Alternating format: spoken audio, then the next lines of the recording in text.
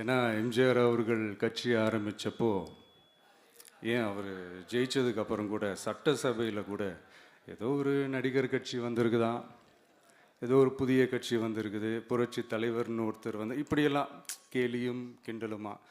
அதனால் யார் அரசியலுக்கு வந்தாலும் இப்படி கொந்தளிக்கிறது தான் அவங்களுடைய வேலையே. அப்படி தான் நாம் அரசியலுக்கு வந்ததுக்கப்புறம் கூட இந்த விஜய்க்கு என்ன அனுபவம் இருக்குது, எம்ஜிஆர் அவர்களுக்கு எவ்வளோ அனுபவம் இருக்குது தெரியுமா?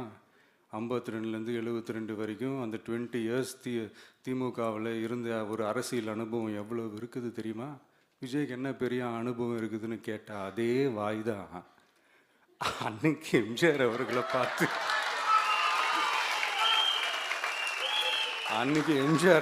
பார்த்து அரசியல் அரிச்சுவடி தெரியாதவர், கவர்ச்சியை மட்டுமே நம்பி இருக்கிறவர், அட்டக்கத்தி, வாய் விளம்பர வள்ளல், இவருக்கு கேள்வி மட்டும்தான் கேட்க தெரியும், பதில் சொல்ல தெரியாது, நிருபர்களை சந்திக்க மாட்டார், டெல்லியை வகச்சிக்க மாட்டார், மேலே இருந்து அவருக்கு அவ்வளோ ப்ரெஷர் இருக்குது, அப்படி இப்படின்னு சொன்னதும் அதே வாய் தான்.